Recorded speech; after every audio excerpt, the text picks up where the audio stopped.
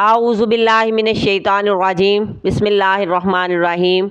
رب اشرح لی صدری ویسر لی امری واحلل عقدۃ من لسانی یفقہوا قولی رب زدنی علما۔ سورہ آل عمران کی آیت نمبر 53۔ ربنا، اے ہمارے رب، آمنا، ہم ایمان لائے، بما، اس پر جو، انزلتا، نازل کیا تو نے، واتبعنا الرسول، اور ہم نے رسول کی پیروی کی، فاکتبنا، پس لکھ لے ہمیں، مع شاہدین، گواہوں کے ساتھ۔ حواریوں نے کہا، اے ہمارے رب، جو تو نے نازل کیا ہم اس پر ایمان لائے، یعنی تورات اور انجیل پر ایمان لائے، اور ہم نے رسول کی پیروی کی، یعنی عیسیٰ علیہ السلام کو سچ مانا، پس ہمیں لکھ لیجئے گواہوں کے ساتھ، یعنی اور لوگ جو عیسیٰ علیہ السلام کے پیغمبر ہونے کی گواہی دیں گے